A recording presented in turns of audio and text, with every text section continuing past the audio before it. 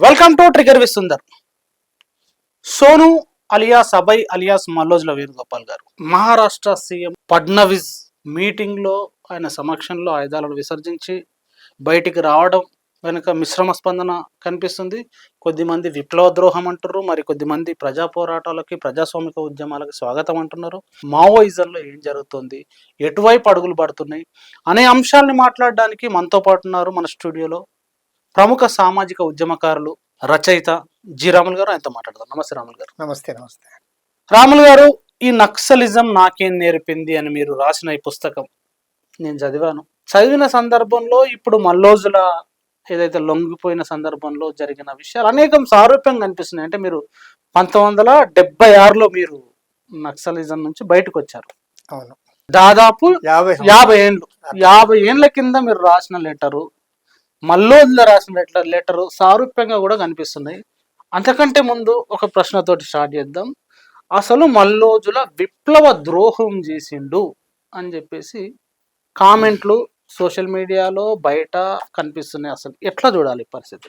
Communist ఉద్యమంలో, ప్రత్యేకించి నక్సలైట్ ఉద్యమం లోపల ఇలాంటి మాటలు కొంచెం భిన్నిస్తే, విభేదిస్తే, లేదా మనం ఇంతకాలం అనుసరించిన విధానం పొరపాటున్నదేమో, ఒక అడుగు వెనక్కేసి ఆలోచిద్దాం అన్నప్పుడల్లా ఈ విప్లవ ద్రోహం అనేది వస్తుంటది. ఇప్పుడు మొట్టమొదటిది కాదు, ఈ మల్లోజుల వేణుగోపాలు బయటకు వస్తున్న సందర్భంగా వచ్చినది కాదు. అది 1905లో అక్కడ జారుకు వ్యతిరేకంగా, జారుని చంపేస్తే అక్కడ రష్యాని మనం స్వాధీనం చేసుకోవచ్చు అనే ఒక తప్పుడు ఆలోచనతోనే నరోడనిక్స్ అనే పేరిట ఈ లెనిన్ సొంతంగా బ్రదర్ వాళ్ళ అన్నయ్య ఆ కార్యక్రమంలో పాల్గొంటాడు, ఆ దాడి చేసే కార్యక్రమంలో. ఆ సందర్భంగా పట్టుకొని ఆయన ఉరిదీయటం జరుగుద్ది. ఆ మూమెంట్ కి నాయకత్వం వహించిన బుఖానిన్ అంటే ఆయన నాయకత్వాన్ని జరుగుద్ది. దాన్ని నరోడినిక్ మూమెంట్ అని అంటారు. మనం చరిత్ర పుస్తకాలు చదివితే. అప్పుడు లెనిన్ ఒక అడుగు మనం వెనక్కేసి ఆలోచించాల్సిన అవసరం ఉంటుంది. మనం ఈ ఇండివిజువల్ ఎనిహిలేషన్ వల్ల, అంటే వ్యక్తిగత హింసావాదం వల్ల వ్యక్తులను నిర్మూలిస్తే వ్యవస్థ నిర్మూలించవచ్చు అనే అవగాహన అనేది కరెక్ట్ కాదు. మనం ప్రజలందరినీ సమీకరించాల్సిన అవసరం ఉంటుంది, ప్రజా సంఘాలు పెట్టాల్సిన అవసరం ఉంటుంది, పార్లమెంటును కూడా ఉపయోగించుకోవాల్సిన అవసరం ఉంటుందని ఆయన తన అభిప్రాయాలని పార్టీలో చెప్తాడు లెనిన్. అప్పుడు బుకానిన్ తర్వాత ఈ వాళ్ళంతా, ఆ గ్యాంగ్ అంతా కూడా ఈయన విప్లవ ద్రోహి అంటది. ఫస్ట్ లెనిన్ విప్లవ ద్రోహి అవుతాడు అక్కడ. తర్వాత అదే విధంగా మనం చైనాకు వస్తే కూడా లిచావుచి పేరున్నవా, పెద్ద గొప్ప నాయకుడు.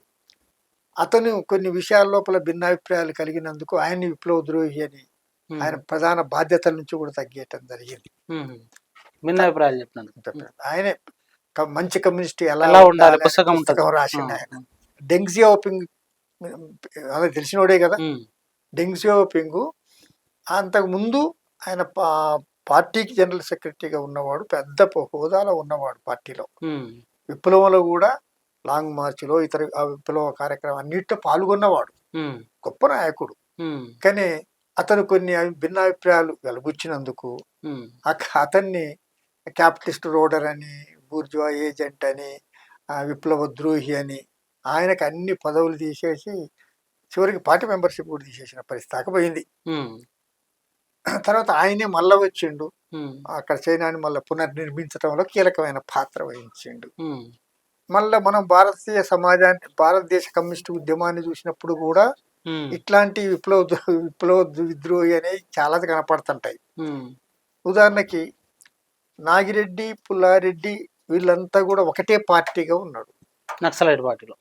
అయితే నాగిరెడ్డి, పుల్లారెడ్డి దళాలు ఏర్పాటు చేయాలి, ఎందుకంటే అక్కడ చారుమజుందారు వర్గంలో దళాలేసి కొంతమందిని వర్గశత్రు నిర్మూలన అనే పేరు చంపుతారు, వాళ్ళని విప్లవకారులు అనుకుంటారు, మనం అనుకోవటం లేదు, కాబట్టి మనం కూడా దళాలు ఏర్పాటు చేసి కొన్ని కార్యక్రమాలు చేయాలంటాడు చండ్ర పుల్లారెడ్డి. నాగిరెడ్డి ఇట్లాంటి వాటి వల్ల నష్టం వస్తుంది అని అలాంటి దుందుడుకు చర్యలు వద్దంటాడు. ఉమ్, అప్పుడు నాగిరెడ్డి విప్లవ ద్రోహి, ఉమ్, నాగిరెడ్డి రివిజనిస్ట్ అని ఆయనకి ముద్రేస్తాడు పుల్లారెడ్డి. ఉమ్, తర్వాత కొంతకాలం అయినాక సాయుధ తుపాకులు అయితే పట్టిండ్రు, కానీ ఏమి చేయటం లేదు, మీరు సాయుధ రివిజనిస్టులు అని చారు మజుందారు వర్గం వాళ్ళు ఉమ్. అంటారు. ఎవరిని? ఎవరు? పుల్లారెడ్డి. పుల్లారెడ్డి. ఆహా. ఆయన విప్లవ ద్రోహి అంటారు. ఆయుధాలు పట్టారు కానీ ఏం ఏం చేస్తలేరని. చేస్తలేరు కాబట్టి రివిజనిస్టులు ఉమ్, అనేది వాళ్ళు చెప్తారు. ఉమ్, విప్లవ ద్రోహులు అంటారు వీళ్ళని. ఉమ్, తర్వాత కొండపల్లి సీతారామయ్య ఉమ్, 1977-78లో ఉమ్, మనం పాత పద్ధతులు కాకుండా వర్గశత్రు నిర్మూలన లేకపోతే యాక్షన్స్ మీదనే కేంద్రీకరించే దాని బదులుగా ఉమ్, ప్రజా సంఘాలు పెట్టి ప్రజల మధ్యలోకి పోవాలంటాడు. ఉమ్, అప్పుడు ఆయనని నువ్వు విప్లవ ద్రోహకరమైన పాత్ర వహిస్తున్నావు, రివిజనిస్ట్ పాత్ర వహిస్తున్నావు ఆయన్ని అంటారు. ఉమ్, కొంతకాలాన్ని ఆయనకి వెళ్ళిపోతాడు పార్టీ నుంచి. ఉమ్, కొంతకాలం ఆయనకు 90 వచ్చిన తర్వాత సత్యమూర్తిని అంటారు. ఉమ్, మీరు కావాలంటే ఈ మధ్యలో కూడా సత్యమూర్తి మీద కొంతమంది అట్లా రాస్తారు కూడా. ఉమ్, ఇప్పుడు మల్లోజుల వంతు వచ్చింది. ఉమ్, అయితే ఇప్పుడు మల్లోజుల వేణుగోపాలు, తర్వాత పోతే నంబాల కేశవరావు, తర్వాత వాళ్ళ లేఖలు, తర్వాత వాళ్ళ చర్చలు అవన్నీ చూస్తే ఇదేదో సడన్ గా వేణుగోపాలు ఇప్పటికిప్పుడే భయపడి ఈ రాత్రి భయపడి తెల్లారికే వచ్చి సరెండర్ కావటం కాదు. అది ఉమ్, ఉమ్. ఒక 2 సంవత్సరాల నుండే వీళ్ళ మావోయిస్టు పార్టీ లోపల ఆ లేఖలు చదివితే మనకు అర్థమైంది. అదే నంబాల కేశవరావు ఉన్నప్పుడే, ఆయన ప్రధాన కార్యదర్శిగా ఉన్నప్పుడే ఈ చర్చలు జరిగినాయి. చర్చలు జరగటమే కాదు, మనం ఇప్పుడు ప్రభుత్వంతో ఢీకొనలేము అని చెప్పేసి అవును ఆయన లేఖలలో కనిపిస్తుంది. చెప్పారు. ఉమ్, ప్రభుత్వంతో ఢీకొనలేము, ఉమ్, ప్రభుత్వానికి లక్షల కొద్ది సైన్యం ఉంది, ఉమ్, లేటెస్ట్ టెక్నాలజీ ఉంది. ఉమ్, తర్వాత ప్రజలు కూడా ఇప్పుడు సాయుధ పోరాటాన్ని ఎంపిక చేసుకోవటం లేదు. ఉమ్, మనం కేవలం ఒక అడవి ప్రాంతం దండకారణ్యానికి పరిమితం కావాల్సిన పరిస్థితి వచ్చింది. ఉమ్, కాబట్టి దీన్ని మనం భారతదేశాన్ని విముక్తి చేయటం కోసం సాయుధ పోరాటం స్టార్ట్ చేసింది. ఉమ్, మనని మనం దాక్కొని మన రక్షణ కోసం అడవుల్లో వచ్చి ఉండటమా? ఉమ్, ఇప్పటికిప్పుడు మనం ఇక్కడికి వచ్చి ప్రజలకు చెప్పటం కోసం ఈ అడవిని రక్షించడానికి వచ్చినాం, ఉమ్, దీంట్లో ఉన్న ఖనిజాలను రక్షించడానికి వచ్చినాం. ఉమ్, వాడు కూడా కార్పొరేట్ సంస్థలు వస్తున్నాయి కాబట్టి దాన్ని అడ్డుకోవటానికి వచ్చినాం చెప్పటం ఒట్టి కథలు. ఉమ్. ఎందుకంటే వాస్తవం ఏంది కథలో అయితే? నేను అనే పాయింట్ ఏంటంటే, ఉమ్, వాళ్ళు ఆడుండి ఆయుధాలు పట్టుకొని ఆపుతారా? ఉమ్, ఈ భారతదేశంలో మొత్తంగా చూసినప్పుడు వీళ్ళ ఆ చిన్న ప్రాంతం లోపల ఒక ప్రాంతం లోపల ఆపుతారా? అంతకనుక నిజంగా ఆపాలనుకుంటే ఉమ్, వాళ్ళు వచ్చి ఎంపీలై లేకపోతే అక్కడ రాష్ట్ర ప్రభుత్వాన్ని చేతులు తీసుకొని ఉమ్, దాన్ని ఆపొచ్చు. ఉమ్.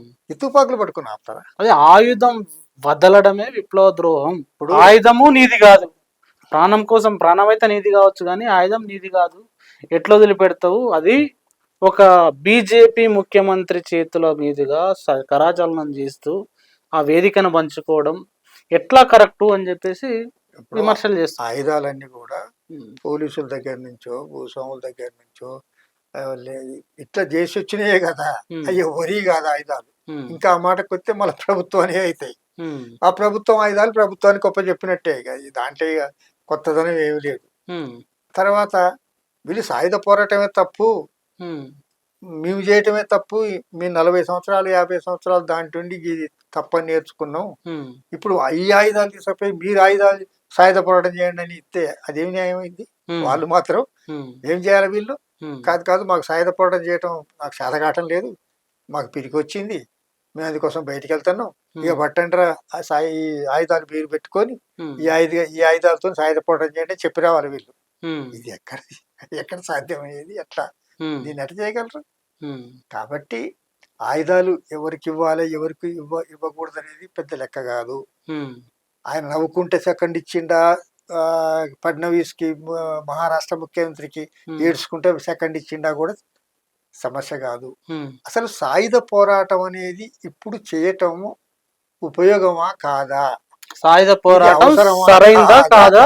ఇది అవసరమా అసలు కాదా? ఇది చర్చించాలి గాని ఉమ్, పనికిరాని చర్చలు ఆయుధాలు ఇచ్చి రావాలన్నా ఇచ్చి రావద్దా, ఆయన కలిసినప్పుడు సెకండ్ ఇయ్యొచ్చా ఇయ్యకూడదా, ఉమ్, నవ్వుకుంటే సెకండ్ ఇయ్యాలన్నా ఏడ్చుకుంటే సెకండ్, ఇవన్నీ చిన్న సమస్యలు ఉమ్, వచ్చాక ఈ సమస్యలు ఇవన్నీ. అది కాదు అసలు శిక్ష. అయితే ఇవాళ ఇప్పుడు ఆయుధాన్ని వదిలిపెట్టడమో లేకపోతే ఆయుధంతో కూడిన పోరాటం చేయడం సరైందా, వదిలిపెట్టడం సరైందా? అందుకోసం నేను ఈ పుస్తకంలో ఈ పుస్తకంలో నేను మొత్తంగా ఈ పాయింటే రాశాను. ఇవాళ దీనికోసం రాసింది కాదు ఇది. ఇది సంవత్సరం క్రితం రాసిన పుస్తకం. ఇవాళ జరిగే పరిణామాలు నిన్న మనం జరుగుతున్న పరిణామాలు. నేను ఇదేదో ఊహించి రాసింది కాదు. నేను ఒక 6-7 సంవత్సరాలు నక్సలైట్ పార్టీలో ఉన్నా. 1972-73 నుంచి 77 దాకా ఆ పార్టీలో ఉన్నా.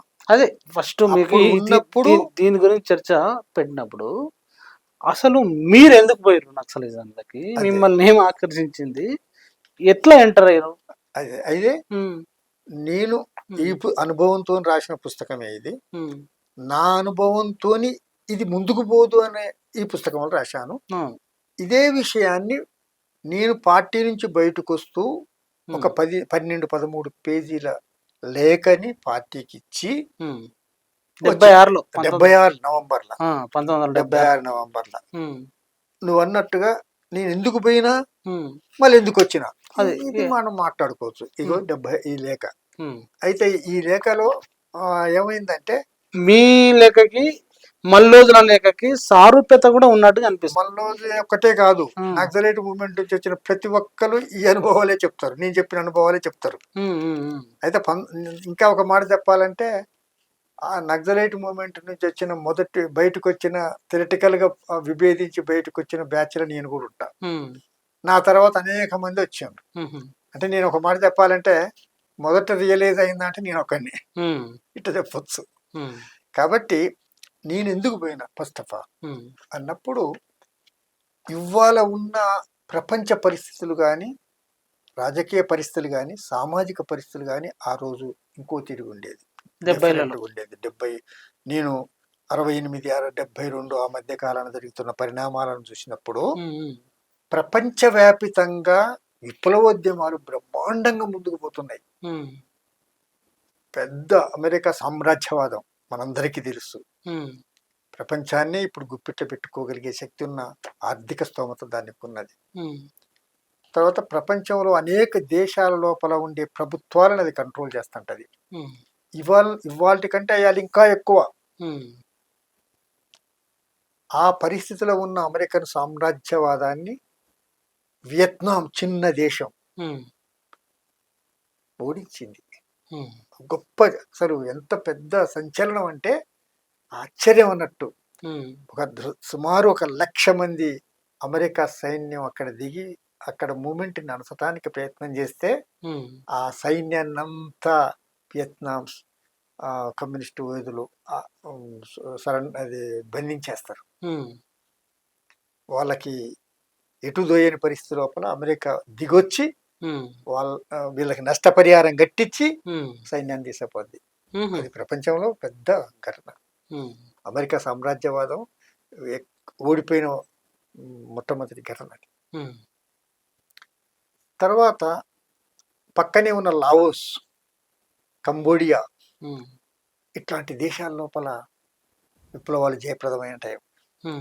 అదే దక్షిణ అమెరికా లోపల, లాటిన్ అమెరికా దేశాలలో అంగోలా, వెనిజులా, బ్రెజిల్, చిలీ ఇలాంటి దేశాల లోపల బ్రహ్మాండమైన సాయుధ పోరాటాలు జరుగుతున్న సమయం అన్నమాట. తర్వాత మన శ్రీలంక, తర్వాత పోతే నేపాల్ ఇలాంటి దేశాల్లో కూడా సాయుధ పోరాటాలు జరుగుతున్న సమయం. ఆ టైం మన దగ్గర కూడా కాంగ్రెస్ ప్రభుత్వం 20 సంవత్సరాలు పరిపాలించింది. అసంతృప్తి వచ్చింది ఈ సమయం. తర్వాత అప్పటికే ముందే 1949 లోపల ఒక 25 సంవత్సరాలుగా కమ్యూనిస్ట్ పార్టీ మావో నాయకత్వాన బ్రహ్మాండమైన పోరాటం చేసి చైనా లోపల సాధించింది. తర్వాత ఇంకొక పక్కన సోవియట్ యూనియన్, బ్రహ్మాండమైన socialist camp, Albania, Czechoslovakia, Hungary, Bulgaria, తర్వాత తూర్పు జర్మనీ, పోలాండ్ ఇలాంటి దేశాలన్నీ సోషలిస్ట్ దేశాలుగా ఉన్నాయి. అంటే ఇక వస్తుంది సోషలిజం, జరగకపోతే రేపు వస్తుంది. మనం పోరాటం చేస్తే మన దేశంలో కూడా వస్తుంది. ఇది మా అప్పుడున్న పరిస్థితి. ఆ పరిస్థితిలో యూత్ అంతా కమ్యూనిస్టులే. అంతకైతే ఆర్ఎస్యా, పీడిఎస్యా, ఎస్ఎఫ్ఐయా, ఏఎస్ఎఫ్ గింతే. ఏబీవీపీలు ఎన్ఎస్యూలు కనపడకపోయేది. అంటే యూత్ అంతా అప్పుడు శ్రీశ్రీ, రాచకొండ విశ్వనాథ శాస్త్రి, దిగంబర కవులని, కొడవగంటి కుటుంబరావు అని, ఇట్లా సాహిత్యం అంతా అదే.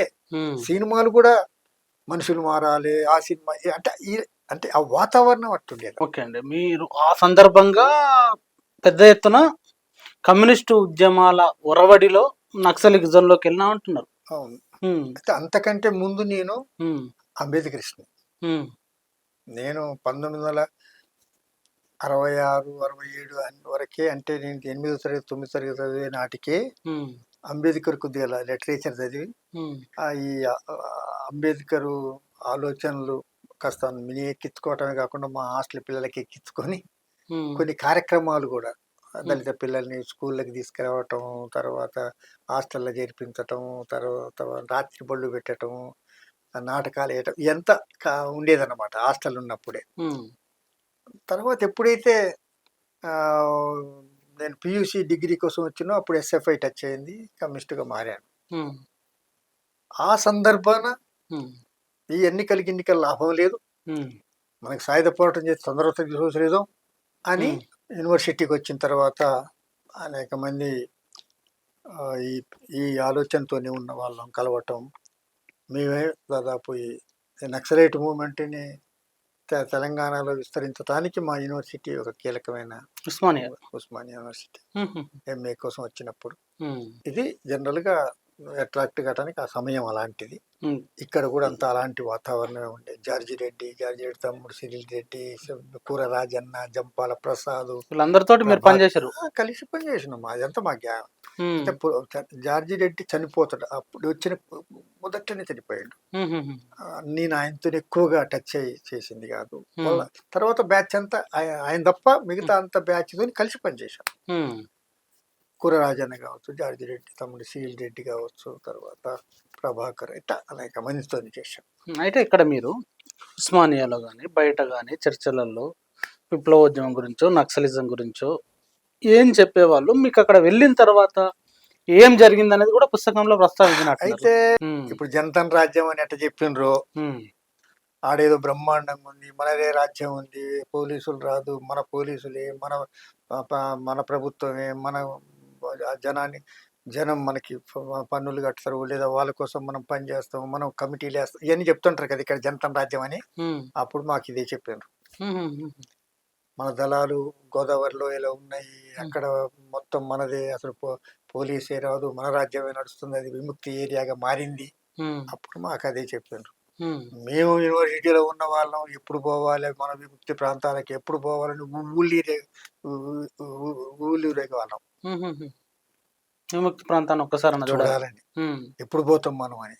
అంటే అప్పుడు దళాలకు పోవటం అంటే పెద్ద వీరోచితంగా అనుకున్న సమయం. అట్లా మేము దాని వైపు అట్రాక్ట్ అయినాం. అంత లోపలనే రామనరసయ్య అని మా పార్టీ సెక్రటరీగా ఉండే ఆయన, నాకు వరంగల్ అతంది, ఆయనతో నాకు మొదలే పరిచయం. ఆయన నన్ను జాగ్రత్తగా ఇక్కడ వచ్చినాక పిలిపించుకొని మాట్లాడి, నువ్వు వరంగల్ బాధ్యత నువ్వు తీసుకోవాలి, మహబాద్ చాలా కీలకమైన ప్రాంతం అని చెప్తే సరే అనుకున్నాం, వెళ్ళిపోయారు. తర్వాత వెళ్ళిన తర్వాత ఏంది పరిస్థితి అంటే, వినడము ఇట్లా మొత్తం ప్రజారాజ్యం ఉంటది అనే విషయాలు చెప్పారు కదా, లోపలికి వెళ్ళిన తర్వాత ఆ రాజ్యం కనిపించింది మీకు? అదంతా మొదట్లో 2 నెలల 3 నెలలనే ఎమర్జెన్సీ అయినాక బయట ఉండగలిగే పరిస్థితి లేదు. నేను మొట్టమొదలే అడవులకు పోలే. నేను మొట్టమొదలు ఇక్కడ యూనివర్సిటీలో చదువుకుంటున్నట్టే ఉంటా, ఒక్కరోజు కనపడతా కాలేజీలో, మిగతాదంతా కూడా పోయి మహబాద్లో, వరంగల్లో, ఆ ప్రాంతం లోపల నా ఆర్గనైజేషన్ పని సీక్రెట్ చేయటమే నా పని. అది కొంతకాలం. తర్వాత ఎప్పుడైతే పోలీస్ నిఘా పెరిగిన తర్వాత ఇక జనాలకు కనపడకుండా, పోలీసులకు కనపడకుండా తప్పించుకుంటూ రాత్రి పని చేసుకుంటూ అది సెమీ లీగల్. ఇక ఎమర్జెన్సీ ఎప్పుడైతే వచ్చిందో, పట్టుకుంటే కాల్ చేసే పరిస్థితులు ఎప్పుడైతే వచ్చినాయో, మమ్మల్ని అందరినీ ఫారెస్ట్లోకి వెళ్ళిపోమన్నారు. నేను వెళ్ళిపోయినా ఫారెస్ట్లకి. దాదాపు నేను బయ్యారం అడవుల నుంచి బయ్యారం అడవులు, తర్వాత భద్రాచలం అడవులు, సత్తుపల్లి అడవులు, ఉమ్, ఈ అడవులన్నీ ప్రధానంగా నేను తిరిగి ములుగు అడవులు ఇవన్నీ తిరిగినాయి. ఉమ్, ఆ సందర్భంగా ఉమ్, నేను వివిధ అక్కడ ఒక 2-3 నెలలు, అక్కడ ఒక 2-3 నెలలు అట్ట వండుకుంటూ పోవడం జరిగింది. ఉమ్, ఆ సందర్భంగా అక్కడ ఉన్న నాయకులతోని చర్చించడం జరిగింది. ఉమ్, గడ్డ వెంకటరామయ్య అని, డివి కృష్ణారెడ్డి అని, తర్వాత వేములపల్లి వెంకటరామయ్య, చంద్రన్న, రాయల సుభాష్ చంద్రబోసు, ఉమ్, ఇట్లా అనేక మందితోని చర్చలు జరిగినాయి. ఉమ్, ఆ చర్చల యొక్క ఉండే మొత్తం ఈ పుస్తకం. ఉమ్. తర్వాత అక్కడ అడవిలో ఉన్న పరిస్థితి ఏంటి, ఏంటి ఆ అది? దళాలు ఏంటి, ఉమ్. ఉదయం లేచి ఏం చేస్తాం, సాయంత్రం దాకా ఇదంతా దీంట్లో వివరించడం జరిగింది. ఇప్పుడు మీరు నక్సలిజంలో అడవులకి వెళ్ళి లేకపోతే అక్కడ నిర్మాణంలో ఉండి ఇక తుపాకీ పట్టడం అసలు ఫెయిల్యూర్ కాన్సెప్ట్, అది పనికిరాదు అన్నారు. ఈ ప్రజల్లో ఉండి మార్క్సిజం కోసమో కమ్యూనిజం కోసమో సోషలిజం కోసమో ఫైట్ చేయడంతో అది సాధ్యం అవుతుందా? ప్రజా ఉద్యమాలలో ప్రజల్లో ఉండి పార్లమెంటరీ ప్రజాస్వామ్యంలో ఇప్పుడు మీరు చూడండి, ఉమ్, శ్రీలంకలో ఏం జరిగింది, ఉమ్, ప్రజలలో అసంతృప్తి వచ్చిన తర్వాత ఎవడు ఆపలేడు. ఉమ్, అసలు కమ్యూనిస్ట్ పార్టీ ఏం చేయాలి అరికేనా, ఉమ్, అలాంటి దాన్ని గమనించి దానికి నాయకత్వం వహించాలి తప్ప ఉమ్, వాళ్ళ తరపున తుపాకులు వేసుకొని మేము దళాలు ఏర్పాటు చేస్తామని తిరిగి తొక్కుతున్నాం. ఉమ్, అది ఏ మార్క్సిజం చెప్పాలి ఈ విషయాన్ని. ఉమ్, ఇంతసేపు వీళ్ళు చేసిన దళచర్యల పోరాటమే కానీ సాయుధ పోరాటం కాదు. ఉమ్. అంటే తేడా ఏంది? దళచర్యల పోరాటాలు. దళచర్యలు అంటే కొంతమంది వ్యక్తులు చేసేది దళచర్యలు, ఉమ్, సాయుధ పోరాటం అంటే ప్రజలందరూ చేసే సాయుధ పోరాటం. ఉమ్, ఇంతే తేడా. ఉమ్, అసలు నేను ఇంకో మాట చెప్తా, ఉమ్, ఎప్పుడు పడితే అప్పుడు ఎవరు పడితే అప్పుడు ఎవరికి ఇష్టమైతే వాళ్ళు దళాలు ఏర్పాటు చేసి సాయుధ పోరాటం చేయొచ్చా? అది తప్పు కదా. ఉమ్, నేను మార్క్స్ సాయుధ పోరాటాన్ని నమ్మిండా నమ్మలేదా చెప్పు. ఉమ్. మీరే చెప్పాలి. సాయుధ పోరాటాన్ని నిజంగానే ఆయన ఎప్పుడైనా చేయొచ్చు అనుకుంటే ఉమ్, ఆయన ఎంగిల్స్ కలిసి ఇంకో ఇద్దరిని తయారు చేసుకుని ఒక దళం ఏర్పాటు చేయాలి. ఉమ్, ఎందుకు చేయలే? ఉమ్, సింపుల్ ప్రశ్న. అంటే ఎప్పుడు పడితే అప్పుడు ఎవరు పడితే అప్పుడు సమయ సందర్భం లేకుండా అవసరం లేకుండా ఉమ్. చెయ్యకూడదు అనేది కదా దాని మీనింగ్. అంటే మీరు నిర్దిష్ట పరిస్థితులకు నిర్దిష్ట ఎత్తుగడదని ఏదో రాసినారు అదే కదా. పుస్తకంలో. ఆ, ఇయ్యాలున్న పరిస్థితులు ఏ సమస్య తీసుకోవాలి, ఏ ఉమ్, వర్గాలని ఏ తరగతులను ఆర్గనైజ్ చేయాలి, ఎలాంటి స్లోగన్ ఇవ్వాలి, ఉమ్, ఇది కదా. ఉమ్, అది కాదు నాకు ఎన్నికలంటే ఇష్టం లేదండి, ఉమ్, నేను సాయుధపడం చేయాలనుకుంటానండి అందుకోసం చేస్తాను. ఏంది ఇదంతా? ఉమ్, చిన్నపిల్లల ఆట. ఉమ్, ప్రజల జీవితాలతో ఆడుకోవటం ఎంత జాగ్రత్తగా ఆలోచించాలి. బాధ్యతారహితమైన పని ఇది అంతా. ఉమ్, కాబట్టి ప్రజలందరూ చైతన్యవంతులు అయితే ఏ పోరాటమైనా సిద్ధపడు. ఉమ్, అందుకోసం మావ అంటాడు, ప్రజలందరూ సిద్ధపడ్డా నువ్వు సిద్ధపడకపోతే నువ్వు పిరికోడివి, ఉమ్. ప్రజలందరూ సిద్ధపడక ముందే నువ్వు పెడితే నువ్వు పిడివాదివి అంటాడు. ఓహో. ప్రజలందరూ సిద్ధపడ్డ తర్వాత నువ్వు వెనకడిగేస్తే పిరికోడివి. పిరికోడివి. ప్రజలు సిద్ధపడకపోతే నువ్వు పిడివాదివి. సిద్ధపడకుండా నువ్వే పిడివాదివి. ఉమ్. ఇది పిడివాదం కానీ మార్క్సిజం కాదు. అసలు ఆ సందర్భంగా అక్కడ వెళ్ళిన తర్వాత ఇక్కడ అనుకున్న చర్చలు అక్కడ కనిపించినాయని మీకు? ఆడికి పోయిన 2-3 నెలల్లో దాన్ని అబ్జర్వ్ చేయడానికే నాకు టైం పట్టింది. 2-3 నెలల తర్వాత నాకు మొత్తం పరిస్థితి అర్థమైపోయింది. అర్థమైపోయిన తర్వాత ఇక అక్కడ నాయకులందరితో చర్చలు స్టార్ట్ చేసిన. ఏం చర్చలు? ఏం అర్థమైంది? ఏం చర్చలు చేశారు? మీరు మాకు అక్కడ బ్రహ్మాండంగా ఏదో లిబరేటెడ్ ఏరియా ఉందని చెప్పారు, ఇక్కడ ఏమి లేదు, అసలు తిండి దొరకటం లేదు మనకి, నీళ్లు దొరకటం లేదు మనకి, పూటకి ఎక్కడ తినాలి ఈ పూట ఎట్లా అనే పరిస్థితి ఉంటుంది. తర్వాత ఊర్లకి రావద్దని జనం అంటారు. జనం అన్నారా? జనం అంతకుముందు అన్నం పెట్టేటోళ్ళు, అన్నం సద్దిలు కట్టుకొచ్చి పట్టుకొచ్చి ఇచ్చేటోళ్ళు, మనకి సామాన్లు తెమ్మంటే తెచ్చి ఇచ్చేటోళ్ళు. ఇప్పుడు ఆ పరిస్థితి లేదు. ఎందుకు ఆ సందర్భంగా ఆ పరిస్థితి వచ్చింది? పోలీసు నిఘా పెరిగింది. పోలీసు నిఘా పెరగదు అనుకున్నప్పుడు ఉన్న పరిస్థితి నుంచి అనేసినాం. పోలీసు నిఘా పెరిగితే ఏం చేయాలనో ప్లాన్ లేదు. పోలీసు నిఘా పెరిగిన తర్వాత ప్రజల వాళ్ళు కూడా మా ఇంటికి రాకండి, మీరు మా పిల్లగాడిని తీసుకుపోయినరు, ఇంతవరకు వదిలిపెట్టలేదు, తర్వాత మమ్మల్ని తీసుకుపోయి కొట్టినరు, పోలీసు నిఘా ఉంది, పోలీసు వాళ్ళు ఇక్కడ కాపలా కూడా కాస్తాండ్రు, మీరు రాకండి, ఇట్లా మమ్మల్ని అడిగే పరిస్థితి వచ్చింది. ఇక మేము అడవిలో ఉంటాం. ఎట్లా జరిగేది అడవిలో ఉన్నప్పుడు? ఉదయం నుంచి నైట్ వరకు చర్చలు జరిగేదా? మేము 8-10 మంది ఒక దళంగా ఉంటాం. ఉమ్, ఎక్కువ మంది ఉంటే ఈజీగా ఐడెంటిఫై చేస్తారు కాబట్టి 8-9 10 మించం ఉమ్, దళం ఉంటాం. ఆ దళం ఒక 2-3 ఉమ్. సెంట్రీ ఉంటారు.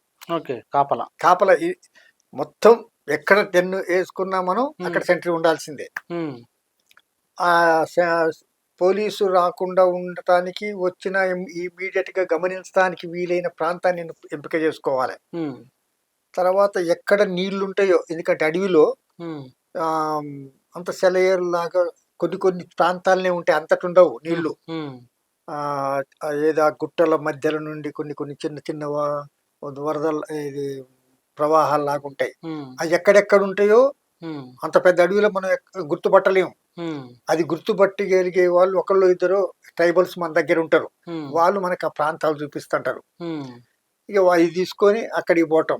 ఉమ్, తెల్లవారుజామున నుంచి కార్యక్రమం సాయంత్రం దాకా, రాత్రి దాకా ఎట్లా ఉంటుందంటే, ఉమ్, తెల్లవారుజామున 5ంటికి లేచి 4-5ంటికి లేవటం, ఉమ్, అన్నం వండుకొని తినటం. ఉమ్, మళ్ళీ ఎమ్మటే ఒక 2-3 గంటల లోపలనే ఆ డెన్ ఖాళీ చేయాలి. పోలీసులు తెలిస్తే మళ్ళీ వాళ్ళు వస్తారు. ఉమ్, కాబట్టి మధ్యాహ్నం వరకు ఇంకొక ప్రాంతానికి పోవటం, ఉమ్. అక్కడ ఒక డెన్ ఏర్పాటు చేసుకోవటం, ఆడ అన్నం వండుకొని తింటాం. మళ్ళీ సాయంత్రం అంటే 3-4 షెల్టర్స్ మార్చుకుంటూ ఒకటే రోజులో. ఒకటే రోజులో ఉమ్, ఒకటి. తర్వాత నిత్యం 2-3 సెంట్రీలు ఉంటారు. ఉమ్, లోపలుండి మనం ఎక్కువ మాట్లాడుకోవటానికి అవకాశం ఉండదు. ఉమ్, లైట్ వేసుకోవటానికి అవకాశం ఉండదు రాత్రి అయితే, ఎందుకంటే పోలీసు గుర్తుపట్టుద్ది. ఉమ్, కాబట్టి చదివే అవకాశం ఉండదు. ఉమ్, మధ్యాహ్నం అయినా, సాయంత్రం అయినా, రాత్రి అయినా ఉమ్, పోలీసు వస్తుందా అని చూసుకోవటమే ఒక పెద్ద సమస్య అయితే. మన టైం అంతా దానికి పోద్ది. ఉమ్, మనం చదువుకున్న వాళ్ళం, విజ్ఞానవంతులం, డిగ్రీలు చేసినాం, నా మార్క్సిజం చదివినాం. ఈ చదువుని, ఈ సాహిత్యాన్ని, ఈ విజ్ఞానాన్ని ఎడ ఖర్చు పెట్టాలి? ఉమ్, ఆ గుట్టలకో ఆ చెట్లకో ఎడ ఖర్చు పెడతాం మనం? ఉమ్, మనం పోయి చెప్పడానికి అవకాశం లేదు, బయటికి పోవటానికి వీలు లేదు. ఉమ్, అసలు ఇది ఏంది, ఇది ఎందుకు అనేది అప్పుడు నాకు కలిగింది. ఉమ్, ఇదే ప్రశ్నలు ఇక బెయిన్ చేశారు. ఉమ్. ఎవరితోటి ఫస్ట్ మీ చర్చలు ఎవరితో స్టార్ట్ అయినాయి? దొరన్నని గడ్డం వెంకటరామయ్య. ఉమ్, ఆయన చాలా సీనియర్ లీడర్, మంచి కామ్రేడు, సిన్సియర్, ఎక్కువ చదువుకోలేదులే కానీ ఉమ్, ప్రాక్టికల్ జీవితం బాగుంటది. ఉమ్, మార్క్సిజాన్ని కూడా మన వ్యవహారిక భాషలో ఈజీగా ప్రజలకు అర్థమయ్యేటట్టు చెప్పగలిగే ఆ తెలివి ఉంది. ఉమ్, లోతైన మరి సిద్ధాంతాలు, మా డైలెక్టిక్స్ అవన్నీ తెలవదులే కానీ ఉమ్, వ్యవహారం కాదు. మనం వాడు గుంజుకొని తిట్టాడు మనకి రాజ్యం. ఉమ్, చిన్నపిల్లగాడైనా బంతిని మనం ఏమన్నా వాడు గుంజుకోడా? ఉమ్, గిట్టని గవర్నమెంట్ టిగుతుందా? ఉమ్, ఇట్లా చెప్పేట అంటే రాజకీయాలు ఇట్లా చెప్పేటోడు అనమాట. ఉమ్, అంత ఈజీగా చెప్పేటోడు. ఉమ్, అట్లా ఆయన తన అనుభవం ఏంటి, నువ్వు ఎందుకు వచ్చినావో, నువ్వు నన్ను ఎట్లయితే అడిగినావో ఉమ్, ఆయన నేను అడిగిన. ఉమ్, ఆయనది కుల్లా చెప్పిండు. ఉమ్, ఏదో వస్తుంది అనుకున్నాం. ఉమ్, మేము చాలా ఎక్కువగా ఈ చంద్రపుల్లారెడ్డి వీళ్ళతో ఎక్కువ మాకు సంబంధాలు ఉండే. ఉమ్, వాళ్ళందరూ తుపాకీ అంటే మేము తుపాకీ అన్నాం. ఉమ్, మరి సిపిఐ నుంచి మనం వచ్చింది తుపాకీ పట్టడానికి కోసమే కదా సిపిఎంలోకి వచ్చింది. ఉమ్, మరి ఇప్పుడు సిపిఎం వాళ్ళు వద్దంటారు. ఉమ్, కాబట్టి వాళ్ళు చెప్పింది తప్పు కదా, ఉమ్, కాబట్టి వీళ్ళు చెప్పింది రేట్ అనుకున్నాం, ఉమ్, తుపాకీ పెట్టినాం. ఉమ్, ఇట్లా ఇట్లా మేము వచ్చినాం. ఉమ్, కానీ ఇప్పుడు అడిగిపోతాం మనం, మన మీద కేసులు ఉన్నాయి. ఉమ్, బయట పోయి ఆడ జైళ్ళలో ఉండే కంటే, ఇంకెక్కడ ఉండే కంటే, ఆ, ఏదో అయ్యే కంటే ఇక్కడనే ఉంటే అయిపోద్ది కదా ఉమ్, ఇట్లా చెప్పేవాడు. ఉమ్, ఓహో, అర్థమైంది. ఉమ్, ఇట్లా నేను ఒక్కొక్కరితో మాట్లాడుకుంటా పోయినా కొద్దీ ఉమ్, నాకు అనేక విషయాలు అర్థమైన తర్వాత ఉమ్, లాస్ట్కి ఇంత లోపల నన్ను నమ్ముకొని ఆ మైబాది ఏరియా లోపల ఉమ్, ఆ మా కార్యకర్తల్ని పోలీసులు అరెస్ట్ చేయటము, తర్వాత మా వాళ్ళు కొంతమంది కొట్టటము, ఒక సందర్భంగా ఒక ఊళ్ళో 2-3 చంపేయటము. ఉమ్, ఆ కేసు దాంతో మొత్తం నేను ఆర్గనైజ్ చేసిన, నాతో సంబంధం ఉన్న ప్రతి ఒక్కరిని కొట్టటం, తర్వాత జైల్లో పెట్టడం. నాగయ్య ఉన్నాడు కదా, మన నాగయ్య. ఉమ్, అప్పుడు నాగయ్య, వీరయ్య, ఉమ్, అన్వర్ పాషా ఇలాంటి వాళ్ళందరూ అప్పటి బ్యాచ్. ఉమ్, వాళ్ళందరూ నాగయ్య జైల్లో ఉన్నాడు ఉమ్, నాతో తిరుగుతున్నందుకు. ఆ తర్వాత అనేక మంది అక్కడ అరెస్టులు కావటం ఇవన్నీ జరిగినాయి అన్నమాట. ఉమ్, అప్పుడు మేము ఆలోచించినాం, ఉమ్, అసలు మనం నమ్మి మన మీద విశ్వాసంతో, వాళ్ళ మనలాగా సిద్ధాంతాలు చర్చించుకొని వచ్చిన వాళ్ళు కాదు. మన మీద విశ్వాసంతో వీళ్ళందరూ ఇస్తే, విశ్వాసం మన మీద ఉంచినందుకు వాళ్ళకి మనం ఏం చేస్తున్నాం? కరెక్ట్ లైన్ అయితే చచ్చినా పర్వాలేదు, మన చచ్చినా పర్వాలేదు, వాళ్ళు చచ్చిపోయినా పర్వాలేదు, అది సావకుండా ఏమి ఫలితాలు రావు. కానీ అనవసరమైన త్యాగాలు ఇవి అనేది వచ్చిన తర్వాత అప్పుడు నేను ఈ లేఖ రాశాను. ఈ లేఖ రాసే ముందు కూడా అందరితో కన్సల్ట్ చేసే రాశాను, అందరం అనుకునే రాశాం. నేను, నాగయ్య, సోములని, యాదగిరి అని అట్టంతా మనకు చిన్న బ్యాచ్ ఉండేది. మేము అందరం అనుకొని ఈ నిర్ణయం తీసుకున్నాం అన్నమాట. కాబట్టి ఇట్లా మేము మళ్ళీ బ్యాక్ రావటం జరిగింది. అయితే ఇప్పుడు మన చర్చ ఏదైతే ఈయన మల్లోజుల లొంగిపోయిన నేపథ్యంలో చర్చ జరుగుతుంది. మీరు చెప్పిన అంశాలు, మల్లోజుల చెప్పిన అంశాలు, అంటే మీరు 50 ఏళ్ల కింద చెప్పిన అంశాలు, మల్లోజుల 2025లో చెప్పిన అంశాలు పోలికగా ఉన్నాయి. ఏ అంశాలు పోలికగా ఉన్నాయి? మంచి ప్రశ్న. ఎందుకంటే మల్లోజుల రేజ్ చేసిన అంశాలు కొన్ని నేను చూశాను. ఒకటి, సైద్ధాంతికంగానే ఆయన విభేదించిండు, అది పక్క. ఎవడో తెలివి తక్కువ దద్దమ్మలు ఆయన పిరికి బారిండను, ప్రాణం కోసం వచ్చింది, ఇది తప్పు, అది గలీజ్ మాట. ఒక 45-50 సంవత్సరాలు అండర్ గ్రౌండ్ నుండి అన్ని వదిలిపెట్టి త్యాగం చేసిన ఒక వ్యక్తిని పట్టుకొని అట్లా అంటాం తప్పు. ఆయన సైద్ధాంతికంగా వచ్చింది వాస్తవం. ఇంకా నక్సలైట్ మావోయిస్ట్ మూవ్మెంట్ సరి అయింది, బయటికి రావటం సరి అయింది కాదనుకునే వాళ్ళు ఈ మాటలు అంటారు. కానీ వాళ్ళు ఎప్పుడు లోపలికైతే పోరు, ఈడ కూకొని మాట్లాడుతూ ఉంటారు. వీళ్ళు పోయినోళ్ళు కాదు, ఈ అనుభవం ఉన్నోళ్ళు కాదు, సాయుధ పోరాటం చేసిన వాళ్ళు కాదు. కానీ వీళ్ళు ఇక్కడ కూకొని వ్యాసాలు, కథలు, కవితలు రాస్తానికి కంటెంట్ కోసం వాళ్ళు అక్కడ ఉండి సాయుధ పోరాటం చేసి సావాలి. ఇది వీళ్ళకుండే అభిప్రాయం. నేను అందుకోసం నేనేమంటున్నా, వాళ్ళు సావొద్దు, బతకాలే, ప్రజలలోకి రావాలని నా అభిప్రాయం. వాళ్ళు మీరు బయటికి రావద్దు, ఆడనే సావాలని వాళ్ళ అభిప్రాయం. అది కాదు, అసలు ఆయన సైద్ధాంతికంగానే వచ్చిండు. ఆయన పిరికి బారి రాచిన నేను అనుకోవటం లేదు. సైద్ధాంతికంగా ఏ అంశాలు ముందుకు పెట్టిన అన్నట్టుగా నాకు ఆయన చెప్పిన దానికి అని అడిగినావు, ఓకే మంచిది. నేనప్పుడు అన్నది ఏంటంటే, ఈ భారతదేశం లోపల ఇది అర్ధ వలస, అర్ధ భూస్వామ్య అనే ఆర్థిక స్థితి లేదు. అంటే ఇంకా భూస్వామ్య విధానం ఉంది, ఇంకా వలసవాదం, అమెరికా సామ్రాజ్యవాదం యొక్క వలసవాదము, బ్రిటన్ సామ్రాజ్యవాదం యొక్క వలసవాదం ఉందనేది వాళ్ళ లైను 2025 వరకు కూడా ఇప్పటికి వాళ్ళది. నేను 1976కే పోయిందని నేనంటాను, 50 ఏళ్ల కిందనే పోయిందని నేనంటున్నా. ఇప్పటికి వాళ్ళు ఉందని మావోయిస్ట్ అంటారు. ఈయన మల్లోజుల వేణుగోపాల్ మాత్రం లేదు, అది ఎప్పుడూ పోయింది, మనం అది గమనించడంలో విఫలమైందని రాసిట్టు. ఇది సైద్ధాంతిక అంశం. 50 ఏళ్ల కింద చెప్పింది, 50 ఏళ్ల తర్వాత మల్లోజులు చెప్పాడు. ఇప్పటికీ చెప్పడం లేదు మావోయిస్టులు. ఇది కథ. ఇక రెండోది, దీర్ఘకాలిక సాయుధ పోరాటం అనేది సాధ్యం కాదు అని నేను రాశాను. భారతదేశంలో దీర్ఘకాలిక సాయుధ పోరాటం సాధ్యం కాదు. ఎందుకు కాదు? తర్వాత అసలు సాయుధ పోరాటం కూడా సాధ్యం కాకపోవచ్చు అని కూడా రాశాను నేను. ఎందుకు? ఆయన కూడా చెప్పాడు ఆ పాయింట్. దాదాపు ఆయన కూడా చెప్పాడు. నేను ఎందుకు అంటానంటే, ఆయన సాయుధ పోరాటం అంటే ఇన్సరెక్షన్ లాంటిది వస్తుంది అంటే సడన్ గా వస్తే రావచ్చు, కానీ ఇంత దీర్ఘకాలికంగా రాదని ఆయన లేఖలు రాశారు. నేను రాసింది ఏంటంటే, భారతదేశంలో దీర్ఘకాలిక సాయుధ పోరాటానికి అవకాశం లేదు.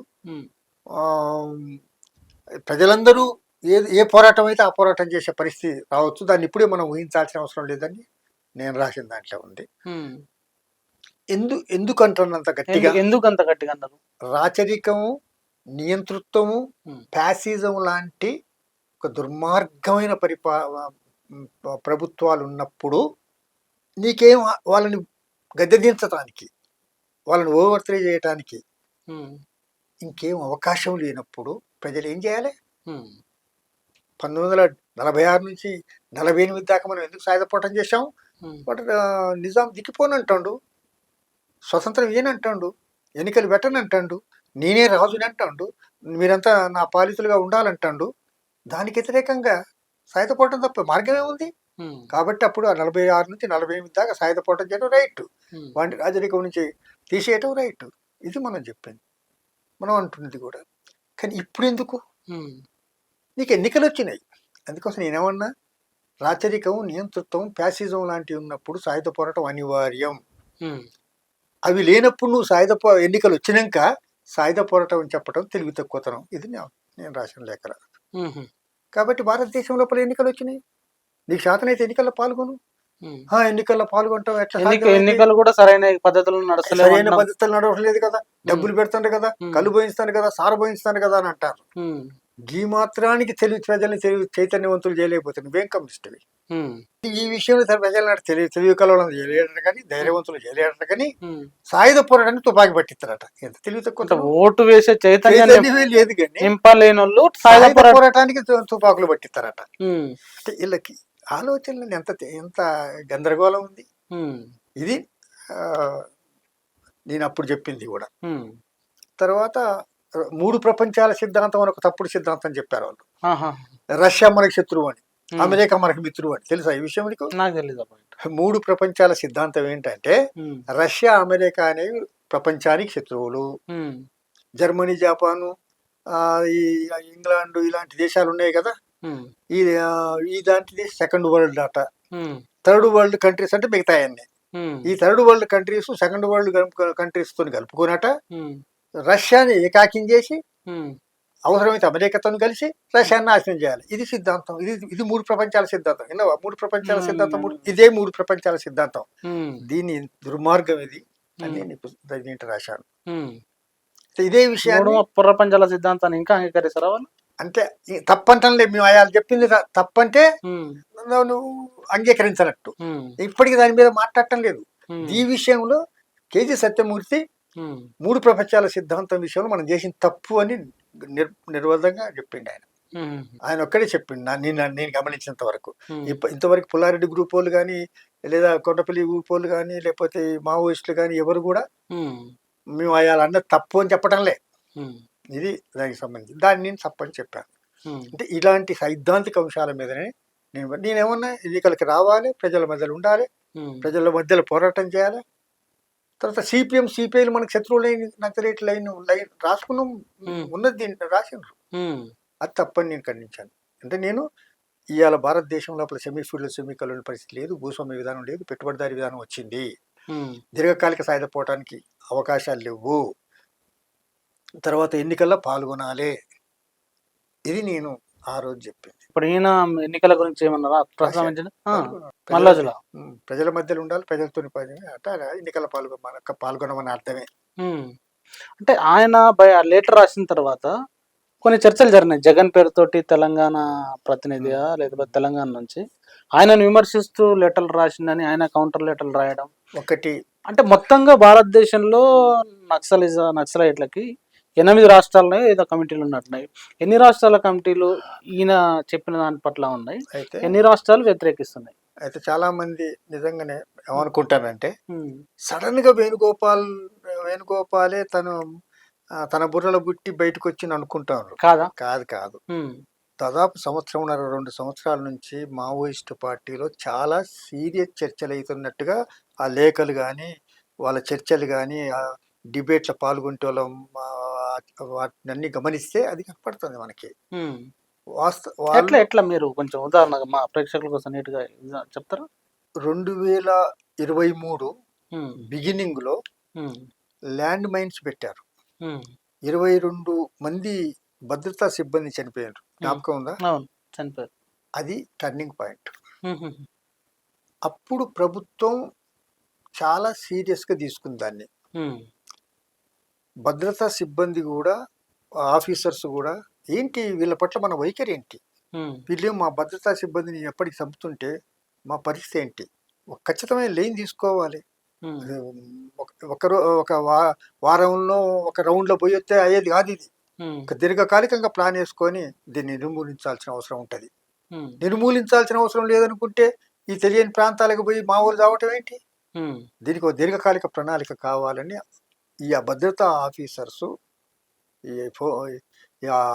వాళ్ళ ప్రభుత్వ ఆర్ముడ్ ఫోర్స్కు సంబంధించిన వాళ్ళందరూ ప్రభుత్వంతో చర్చించిన తర్వాత వీళ్ళు ఒక ప్లాన్ తయారు చేసుకున్నారు. డ్రోన్లను ఎట్లా ఉపయోగించాలి, హెలికాప్టర్లను ఎట్లా ఉపయోగించాలి, తర్వాత సిగ్నల్స్ని ఎట్లా క్యాచ్ చేయాలి, ఎట్లా మనం మొత్తం టెక్నాలజీని ఉపయోగించుకొని వీళ్ళని ఎట్లా పట్టుకోవాలి, తర్వాత ఏ సెంటర్స్ని మనం కీలకమైన ఎంపిక చేసుకోవాలి, ఇవంతా ప్లాన్ తయారు చేసుకున్న వాళ్ళు. ఇది ఇప్పుడు కాదు, 2.5 సంవత్సరాల క్రితం సంగతి నేను చెప్పేది. ఈ విషయం ఇంప్లిమెంటేషన్ చేయటానికి వాళ్ళు టైం కోసం వెయిట్ చేసిండ్రు. ఎందుకంటే ఇమ్మీడియట్గా ఛత్తీస్గఢ్ ఎన్నికలు వచ్చినాయి, అది బయటపడ్డాక చేద్దాం అనుకున్నారు. మళ్ళీ ఇంత లోపలే పార్లమెంట్ ఎన్నికలు వచ్చినాయి. ఇది అయినాక పార్లమెంట్ ఎన్నికలు అయినాక స్టార్ట్ చేసిండ్రు. ఈ ఇన్ఫర్మేషన్ అంతా కూడా మావోయిస్టులకి తెలవదని కాదు, మావోయిస్టులలో ఏమేమి జరుగుతుందో ఈ ఇన్ఫర్మేషన్ పోలీసుకు తెలిసి ఉంటుంది. పోలీసులు ఈ ప్రభుత్వం కలిసి ఏమేమి ప్లాన్ వేస్తుందో వీళ్ళకి తెలిసి ఉంటుంది. వ్యవస్థలు ఉంటాయి వాళ్ళ సహజంగా ఉంటాయి కదా. వీళ్ళకి అర్థమై అప్పుడు వీళ్ళ సెంట్రల్ కమిటీ ఇదంతా కూకుంది. ఇది అభయ్ చెప్పిందంటే ఉంది, ఇప్పుడు నేను చెప్పిందంతా కూడా వాళ్ళ కూకొని చర్చించుకున్నారు వాళ్ళు.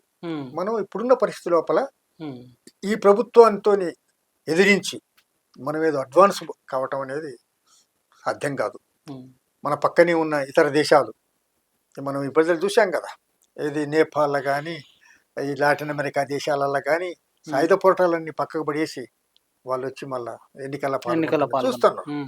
సరే, మరి ఈ మధ్య కాలం మరి 7-6 నెలల లోపల జరిగినవి కూడా చూస్తాం మనం. శ్రీలంక లోపల, బంగ్లాదేశ్లో జరిగినవి కూడా వాళ్ళ మీద ప్రభావం పడేసినాయి. మా మీద అప్పుడు పోవటానికి కావాల్సిన ప్రభావం ప్రపంచవ్యాప్తంగా ఎట్టొచ్చిందో ఇప్పుడు వీళ్ళు మళ్ళీ బయటికి రావటానికి కావాల్సిన రాజకీయ పరిణామాలు అట్లా జరిగినాయి. దాంతో వీళ్ళ లోపల ఆలోచన పెరిగి మనం ఇప్పుడున్న పరిస్థితి లోపల కంటిన్యూ చేయలేం, దీని నుంచి మనం బయటపడాలి. జనరల్ సెక్రటరీగా ఉండంగానే జరిగినది. వీళ్ళగా పోలిట్ బ్యూరో సెంట్రల్ కమిటీ సభ్యులు ఒక ప్రాంతంలో ఉండలేరు కదా. ఇప్పుడు మనం అంటే ఒక సిపిఎం, సిపిఐ లాంటి వాళ్ళు లీగల్గా ఉన్న పార్టీలు పలానా రోజు 8 గంటలకు సమావేశం, 10 గంటలకు సమావేశం అంటే అందరు ట్రైన్ల మీద, బస్సుల మీద వస్తారు, అక్కడ అయిపోతారు, వెళ్ళిపోతారు. అట్లా కాదు కదా. వాళ్ళందరి మీద వాళ్ళందరి దగ్గర తుపాకులు ఉంటాయి, ఎక్కడి నుంచి రావాలన్నాయి. తర్వాత ఒకడు బీహార్లు ఉంటాడు, ఒకడు ఇంకెక్కడ అస్సాములు ఉంటాడు. వాళ్ళంతా ట్రైన్లలో, బస్సులలో, ప్లేన్లలో రావటానికి వీల్లేదా. వాళ్ళ సొంత కార్లు, సొంత వెహికల్స్ పెట్టుకొని జాగ్రత్తగా సీక్రెట్ గా రావాలనే, వచ్చినాక మళ్ళీ నడిచి రావాలనే అడవులల్లో. ఇవన్నీ వాళ్ళకి ఎన్ని సమస్యలు. అయితే అందుబాటులో ఉన్న కొంతమంది ముఖ్యులు కలిసి ఈ నిర్ణయానికి వచ్చారు. దీన్ని కింది దాకా కమ్యూనికేట్ చేయాలి. కింది దాకా అంటే ఎట్లా, వాళ్ళ రాష్ట్ర కమిటీలకి, వాళ్ళ జోనల్ కమిటీలకి, వాళ్ళ కింది రీజనల్ కమిటీకి, వీళ్ళన్నిటికి కమ్యూనికేట్ చేయాలి. దాంట్లో కొంత డిలే అయింది. మరి ఈ డిలే లోపల ప్రభుత్వంతో చర్చలు అవుతున్నాయి కాబట్టి ప్రభుత్వం, మనం అందరినీ ఒక అభిప్రాయానికి వచ్చాం కాబట్టి ప్రభుత్వంతో చర్చిస్తే గౌరవప్రదంగా బయటపడతాం అనుకున్నారు వాళ్ళు. వాళ్ళు ఏం చేశారు, వాళ్ళకు అనుకూలంగా ఉన్న సంఘాలు ఉంటాయి కదా బయట, ప్రజా సంఘాలతోని మేము బయటికి రావడానికి సిద్ధంగా ఉన్నాం, తాత్కాలికంగా అని చెప్పలేదు వాళ్ళతో. అయితే విషయం ఏంటంటే, ప్రజా సంఘాలు ముందు అడిగిన తర్వాత 20వ తారీఖు ఏదో అడుగుతుంది ప్రజా సంఘాలు, మార్చి 24 నాడు వాళ్ళు పెట్టారు. ప్రజా సంఘాలు అడుగుతాయి 29 ప్రకటించారు. ఓకే, ప్రజా సంఘాలు ప్రజలు కోరుకున్నందుకు వాళ్ళు వస్తా ఉన్నారు అని చెప్పి గౌరవంగా బయటపడటం కోసం. ఎందుకంటే అదే వీళ్ళంతా లొంగిపోతున్నారు, ఏమవుతుందని వస్తుంది, అది మన గౌరవం ఉండదనే ఉద్దేశంతో ప్రజా సంఘాలంతా కోరినట్టు, ప్రజలంతా కోరినట్టు ఉంటే వాళ్ళ కోరిక మేరకు మేము వస్తున్నాం అని చెప్పడానికి ఒక ప్రయత్నం చేశారు. సరే, తప్పు కూడా కాదు, గౌరవంగా బయటకు వస్తే మనకు కూడా మంచిదే. ఎందుకంటే ఆ గౌరవంగా వాళ్ళందరూ వస్తే, సమాజంలో ఉంటే, ఇంకా వాళ్ళ గౌరవం ఉంటే మన ఉద్యమానికి కూడా లాభమే.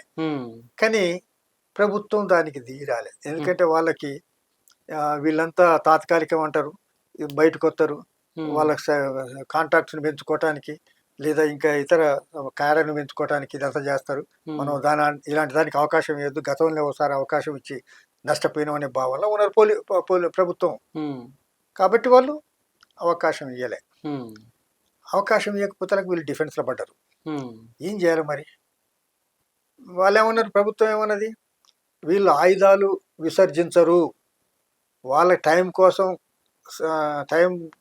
రిలీఫ్ కోసం ప్రయత్నం చేస్తున్నారు, ఆ రిలీఫ్ మనం ఎందుకు ఇవ్వాలి అని ప్రభుత్వం అనుకుంది. ఉమ్, ఇక తప్పదు, వీళ్ళు ప్రభుత్వం ఎట్టి పరిస్థితుల్లో దిగిరాటం లేదని వీళ్ళే ఈ అభయ్ పేరిటని ఉమ్, ఒక లెటర్ వచ్చింది. ఏమని? మేము ఆయుధాలు విసర్జించటంతో సహా అన్ని విషయాలు చర్చించడానికి సిద్ధంగా ఉన్నాము. ఉమ్, అయితే మా వాళ్ళు ఎక్కడెక్కడో ఉన్నారు, సెంట్రల్ కమిటీ సభ్యులు వాళ్ళంతా, ఉమ్, వాళ్ళందరినీ ఒక్కడ సమావేశపరుచుకొని ప్రజాస్వామ్యయుతంగా మేము చర్చించుకున్న తర్వాత ఈ నిర్ణయానికి కూడా వస్తాము, ఉమ్, ఆ అవకాశం మాకు ఇవ్వండి. ఇది ఉమ్, వాళ్ళు మళ్ళీ లెటర్ రాసారు. ఇది ఉమ్, గమనించావను? చూసాను. అంటే అర్థమైపోయింది. అంటే వీళ్ళు బయటికి అనుకోవటంలే వీళ్ళు పరిస్థితులు అర్థం చేసుకొని ఉమ్, దీన్ని కొనసాగించలేమని వచ్చిండ్రు అని మనకు క్లియర్ అయింది. ఉమ్, ఆ ఒక్కడియగలడా ఇది?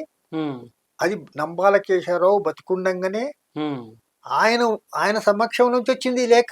ఉమ్, అంటే పార్టీ లేఖ అన్నట్టు లెక్క అది. ఉమ్, అంటే ఇప్పుడు ఒక మాట చెప్పాలంటే party line Mallojula Venugopal implement చేస్తున్నట్టు లెక్క. ఉమ్. కొంతమంది నేను అదే ఇంతమంది ప్రశ్న అడిగాను. కొంత ఎన్ని కమిటీలు ఉన్నాయి, ఎంతమంది సమర్థిస్తున్నారు, ఎంతమంది వ్యతిరేకిస్తున్నారు? మనకున్న ఇన్ఫర్మేషన్ ప్రకారంగా ఇవ్వాల ఉమ్. ఇంతకు ముందే 3-4 కమిటీలు గడ్చిరోలని, తర్వాత పోతే బస్తరు, ఈ 2-3 రోజులలో 3-4 వచ్చినాయి. ఉమ్, ఇవాళ లేటెస్ట్ న్యూస్ మనకు కలిపే ఆశన్న అని, ఉమ్, ఆయన తక్కెలపల్లి వాసుదేవరావు, ఆయన కూడా చాలా కీలకమైన లీడరు. ఉమ్, ఆయన ఉన్న ఏరియా లోపల ఒక 400-500 మంది ఉంటారని, వాళ్ళల్లో ఒక 100-120 మంది ఈ రోజు ఆయనతో పాటు సరెండర్ అవుతారని పేపర్లలో వస్తుంది. ఉమ్, అది కూడా నిజమై ఉంటది. ఉమ్, కాబట్టి ఎందుకంటే వాతావరణం అట్టుంది. ఇంకా మిగతా వాళ్ళు కూడా ఇవాళ మేము తుపాకులు పట్టుకుని అట్నే ఉంటాం అన్న వాళ్ళు కూడా ఉంటారని గ్యారంటీ లేదు. ఉమ్, ఇది పరిస్థితి. ఉమ్, అయితే ఇప్పుడు ఒక్క తెలంగాణలో ఉన్న కమిటీ ఒక్కటి మాత్రమే ఉమ్, ఆ జగన్ అంటే అతను కాదు, మేము సాయుధపోవటం కొనసాగిస్తామంటాడు. ఉమ్, కానీ ఇక్కడ ఉన్న సీకాస ఉమ్, మన సింగరేణి కార్మికుల సంఘం ఉంది కదా, ఉమ్, వాళ్ళు మేము దీన్ని మల్లోజుల కోటేశ్వర వేణుగోపాల్ చెప్పేదాన్ని మేము ఆమోదిస్తున్నాం అని వాళ్ళు సపోర్ట్ చేశారు. ఉమ్, ఇటు చూసినప్పుడు మెజార్టీ ఇప్పటికే మెజార్టీగా కనపడుతుంది. ఉమ్, సరే ఏదేమైనా ఇప్పుడున్న పరిస్థితులు అంటే చెల్లా చెదరై కంటే ఉమ్, అందరు కలిసి ఒక నిర్ణయం తీసుకొని తర్వాత మేము ఎందుకు విభేదిస్తున్నాం, ఎందుకు బయటకు వస్తున్నాం అని ఒక లేఖ విడుదల చేసో పత్రికా విలేకరుల సమావేశం చేసో వస్తే ఇంకెక్కువ ఉపయోగం ఉండేది. కానీ అలాంటి అవకాశం ప్రభుత్వం కల్పించినట్టు కనపడుతుంది. ఉమ్, కాబట్టి ఇదంతా మనం పరిశీలించినప్పుడు ఉమ్, 1-2 కమిటీలు ఉంటుండొచ్చు, వీళ్ళందరూ బయటకు వచ్చినా కొంతమంది అట్నే అడవులో కూడా ఉండొచ్చు. కానీ ఆన్ ది హోల్ చూసినప్పుడు ఉమ్, మూమెంట్ మాత్రం దాదాపుగా అయిపోయినట్టుగా కనపడుతుంది. ఇది నక్సలిజం. మావోయిస్టు యొక్క తర్వాత మిగతా నక్సలైట్లు ఉన్నారే, ఉమ్, ఆ పేర్లే నక్సలైట్లు కానీ వాళ్ళు ఎవడు ఇది ప్రజాపందనో న్యూ డెమోక్రసీనో ఇంకేదో కనపడుతుంటాయి కదా, ఉమ్, వాళ్ళు ఎప్పుడూ సాయుధ పోరాటం వదిలేసింది కదా, Hmm. దళాలు కూడా వదిలేసింది కదా. ఉమ్, కాబట్టి వాళ్ళ సాయుధ పోరాటం చేసే వాళ్ళు ఎవరు లేరు. ఉమ్. అంటే యాజ్ ఆఫ్ నౌ ఈ పరిస్థితిలో అసలు ఈ మావోయిస్టులకు సంబంధించిన కానీ కమ్యూనిస్టుల ఉద్యమాన్ని కానీ ఎట్లా చూడాలి? ఎందుకంటే కమ్యూనిస్టు ఉద్యమాలు ఆర్ఎస్ఎస్ భారతదేశంలో దాదాపు 100 సంవత్సరాలు, ఆర్ఎస్ఎస్ 100 సంవత్సరాలు, కమ్యూనిస్టు ఉద్యమాలు 100 సంవత్సరాలు. మరి ఆర్ఎస్ఎస్ ఏమో దాని దాని బిడ్డ బీజేపీ ఇప్పుడు భారతదేశంలో అధికారంలో ఉంది. మరి కమ్యూనిస్ట్ పార్టీ 100 ఏళ్లలో ఎక్కడ ఫెయిల్ అయింది? అసలు ఇప్పుడు ఏ పరిస్థితి ఉంది? ఒకటి, ఫస్ట్ ఆఫ్ ఆల్ చాలామంది 100 సంవత్సరాలు దానికి వయసు దీనికి వయసు అంటారు, కానీ ఉమ్, ఆర్ఎస్ఎస్ వయసు 3,000 సంవత్సరాలు అంటాను. ఉమ్, పేరేదే కాదు, ఉమ్, పేరు ఏమన్నా చెప్పని, ఉమ్. ఆర్ఎస్ఎస్ వయసు 3,000 సంవత్సరాలు, ఐడియాలజీ వయసు అంటారు. మార్క్సిజం వయసు 150 సంవత్సరాలు. ఉమ్, ఇది ఎందుకంటానంటే ఉమ్, ఆర్ఎస్ఎస్ చెప్పేది కొత్తది కాదు. ఉమ్, బ్రాహ్మణిజం, మనువాదం 3,000 సంవత్సరాల క్రితం ఏం చెప్పిందో అదే వీళ్ళ సిద్ధాంతం కదా. ఉమ్, కాబట్టి అదేం చెప్పింది? మనుషులందరూ సమానం కాదు. మనువాదం చెప్పింది అయినా బ్రాహ్మణిజం చెప్పేది ఏంది? మనుషులందరూ సమానం కాదు, ఉమ్, ఎక్కువ తక్కువలు ఉండాల్సిందే. దేవుడే పుట్టించిండు, ముఖం నుంచి ఒకరిని పుట్టించిండు, భుజాల నుంచి ఒకరిని పుట్టించిండు, కాళ్ళ నుంచి ఒకరిని పుట్టించిండ్రు, ఇవన్నీ చెప్పిండ్రే కదా. ఉమ్, తర్వాత స్త్రీని అణచివేయాలి, దళితులను అంటరాని వాళ్ళగా చూడాలి, ఆ? శూద్రులు అనుకునే వాళ్ళు చదువు సంపదలు ఉండకూడదు, చదవకూడదు. ఇదంతా ఉన్నదే కదా. మీరు ఎట్ట పేదోళ్ళు అయినరు, మీరు వాళ్ళు ఎట్ట ధనవంతులు అయినరు అన్నప్పుడు ధనవంతులంతా పుణ్యం చేసుకుంటే అవుతారు, పేదోళ్ళంతా పాపం చేసుకుంటే అవుతారు. మీ కర్మ అట్ట రాసి ఉంది. ఇదే కదా మా ఆర్ఎస్ఎస్ చెప్పేది, ఇదే సిద్ధాంతం కదా. మరి మీరు చెప్పిన కాబట్టి ప్రజలకు వ్యతిరేకమైన సిద్ధాంతం అయితే వాళ్ళు అధికారంలోకి వచ్చారు. సమ అదే సమాజము అదే నేను ప్రజలకు చెప్తాను అదే నేను చెప్తాను ఈ 3000 సంవత్సరాల బూజు పట్టిన సంస్కృతి వాళ్ళకి పెద్ద ఆస్తి కుప్పలు కుప్పలు ఉంది. ఆ కుప్పలన్నిటిని ఓవర్టేక్ చేయగలిగి కలిగే సిద్ధాంతం ఒకటి కావాలి. దాంట్లో ఉన్నంత బెటరు ఇగో ఈ మార్క్సిజం. ఈ మార్క్సిజానికి ఇంకా పడుతూ లేస్తూ నేర్చుకుంటుంది ఇంతే. కాబట్టి దీన్ని ఈ టైపుగా వయస్సు సేమ్ అని పోల్చొద్దు. ఇది నేను చెప్పే మొదటి రాజకీయంగా ప్రయత్నాలు చేస్తున్నారు కదా. అయితే ఇక్కడ ఎందుకు మనం మరి రష్యాలో వచ్చింది, చైనాలో వస్తుంది, క్యూబాలో వస్తుంది, కొరియాలో వస్తుంది, వియత్నాంలో వస్తుంది, ఇక్కడ ఎందుకు రాలేదు ఈ ప్రశ్న వస్తుంది. ఎక్కడైనా విప్లవాలు ప్రారంభించిన చాలా తక్కువ కాలంలో వచ్చిన దేశాలు లేవా?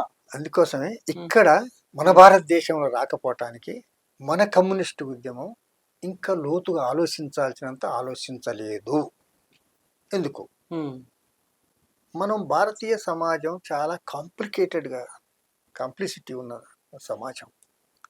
ఇక్కడ అనేక కులాలు, మతాలు, మూఢనమ్మకాలు అనేక రకాలుగా బాగా బిగుసుకుపోయింది. ఇదే విషయాన్ని మార్క్స్ కూడా చెప్తాడు. 1853లో న్యూయార్క్ ట్రిబ్యూన్లో రాసుకుంటూ ఆయన చెప్తాడు, ప్రపంచంలో దేశాల్లో విప్లవాలకు భారతదేశ విప్లవానికి తేడా ఉంటుంది. అదొక పెక్యులర్ టైప్ ఆఫ్ సమాజం అని చెప్తాడు. అక్కడ పాములని పూజిస్తారు, కోతులని దేవుడిగా కొలుస్తారు. అంటే ఇట్లా చెప్తాడు అన్నమాట. అంటే అంత అనాగరికంగా వెనకబడి ఉన్న దేశం అని కూడా చెప్తాడు. కాబట్టి ఇక్కడ చాలా జాగ్రత్తగా ఆలోచించాల్సిన అవసరం ఉంటుంది. ఇక్కడ కులాలు ఉన్నాయి, అది ఒక కులం ఇంకొక కులంతో సంబంధం ఉండదు అని చెప్తుంటాడు. అంటే ఈ పరిస్థితులన్నీ కమ్యూనిస్టు ఉద్యమం మరింత లోతుగా అర్థం చేసుకోవాల్సిన అవసరం ఉండే. ఇవి అర్థం చేసుకోవటం కారణే సమస్యలు వచ్చినాయి. ఇది ప్రధానమైన అంశం. ఇప్పుడిప్పుడు కమ్యూనిస్టు ఉద్యమాలు ఈ కోణాలు కూడా ఆలోచిస్తున్నాయి ఒకటి. కాబట్టి భారతీయ సమాజాన్ని మరింత లోతుగా అర్థం చేసుకోవాల్సిన అవసరం ఉంది. మరీ ప్రత్యేకించి భారతీయ సమాజంలో ఉన్న కుల వ్యవస్థ అనేది చాలా కీలకమైనది. అది కార్మిక వర్గాన్ని ఐక్యం కాకుండా చేస్తుంది. కార్మిక వర్గం ఐక్యమయ్యేలాగా కులాన్ని బలహీనపరచడం ఎట్లా, కుల వ్యతిరేక పోరాటం, ఆర్థిక వ్యతిరేక పోరాటాలని సమన్వయం చేయటం ఎట్లా, ఈ అంశాలను మరింత కొంత లోతుగా ఆలోచించాల్సిన అవసరం ఉంది. ఇది ఒకటి. తర్వాత కమ్యూనిస్టు ఉద్యమంలో వచ్చిన చీలికలు కూడా ప్రజల లోపల విశ్వాసాన్ని కోల్పోయేటట్టు చేసినాయి. కాబట్టి కమ్యూనిస్టు ఉద్యమం ఐక్యం కావటం అవసరం. తర్వాత కులానికి వ్యతిరేకంగా పోరాటం చేసే శక్తులన్నీ కూడా కలుపుకొని ముందుకు పోతూ ఉంటే ఈ బీజేపీని ఓడించటం సులభమైంది. ఇప్పుడు ఆ ప్రయత్నాలు కొంత జరుగుతున్నాయి, స్టార్ట్ అయినాయి.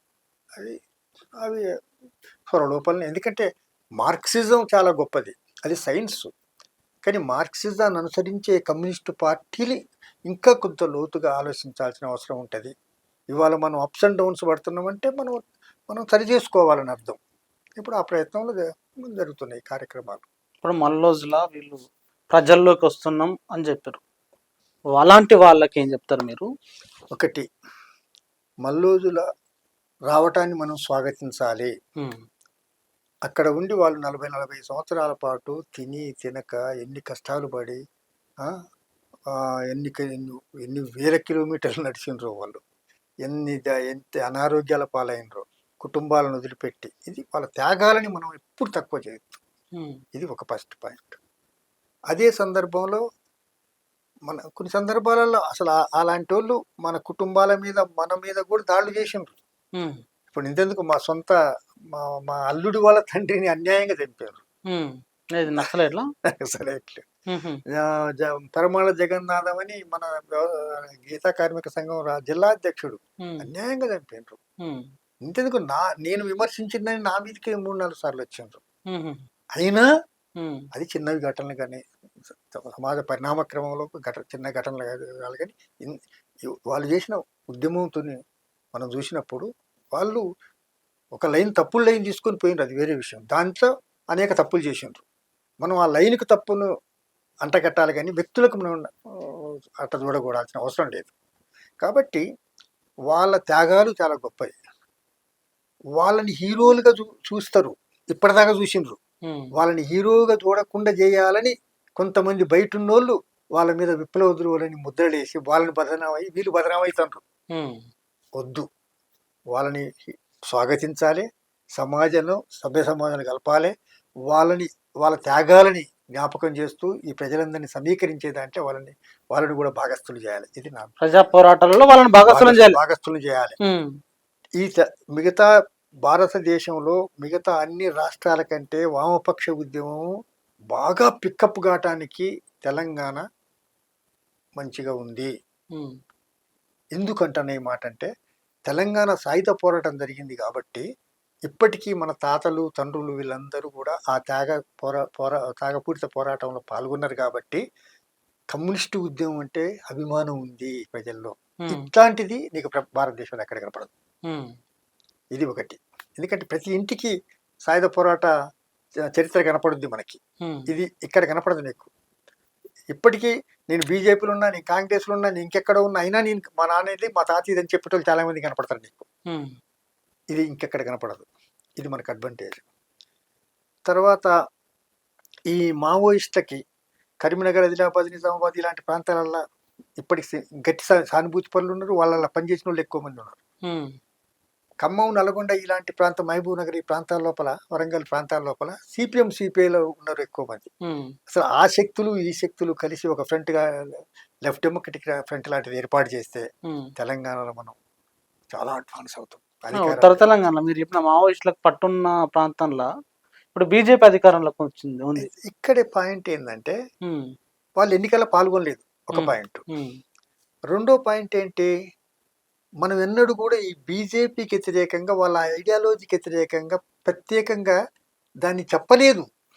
మావోయిస్టులో ఎవరైనా అక్కడైనా ఎక్కడైనా మనం లోపం జరిగింది. ఇప్పుడు మన బెంగాల్లో, కేరళలో, త్రిపుర లోపల కూడా దెబ్బతింటున్న కారణం ఏంటంటే ఆ పాయింట్ను మనం బీజేపీ ప్రమాదం ఎంత దుర్మార్గమైందో, అది ఎంత లోతుగా ఉందో, దానికి అది భవిష్యత్తులో ఎంత ప్రమాదకరమైందో సరిగ్గా ఊహించలేదు అని అర్థమైంది కదా మనకి. వాళ్ళకు కూడా అంతే. కానీ ఇప్పుడు ఈ అన్ని అనుభవాల ద్వారా మనం దాన్ని సీరియస్గా తీసుకొని ప్రత్యేకమైన స్ట్రగుల్ చేస్తాను. వాళ్ళు కూడా అనివార్యంగా ఇప్పుడు బీజేపీ గవర్నమెంట్ కదా వాళ్ళని పట్టుకొని ఎక్కడికక్కడ కాల్ చేసేది. కాబట్టి సహజంగానే ఇప్పుడు బీజేపీ మీద వాళ్ళకి అభిమానం ఉండేది లేదు. పైగా దానికి వ్యతిరేకంగా వాళ్ళ సానుభూతి పనులకి వాళ్ళందరితో మొబైలైజ్ చేస్తారు కదా. ఇదంతా కూడా రేపు భవిష్యత్తు లోపల తెలంగాణ లోపల ఒక ప్రత్యామ్నాయ వామపక్ష ఉద్యమానికి తోడ్పడుతుంది. మీరు చంద్రపుల్లారెడ్డి గారితో జరిపిన చర్చలు దాని గురించి మీ పుస్తకాల్లో రాశారు. అసలు ఏం చర్చించారు, ఏం జరిగింది? చాలా మంచి ప్రశ్న. సరే, ఒకటే ఏంటంటే, నేను కేవలం సాయుధ పోరాటం తప్పు అనే పాయింట్ వరకే కాకుండా ఈ భారతీయ సమాజం లోపల మనం కులాన్ని పట్టించుకోకపోవటం వల్ల కమ్యూనిస్టు ఉద్యమం నష్టపోతుంది అనే విషయాన్ని లేపిన. నేను గూడ అంజయ్య వాళ్ళన్న గూడ చంద్రయ్య పాటలు ఆయనే. ఊరు మనదిరా, దొర పీకుడి ఆయనే. మీ అందరం కొలీగ్స్.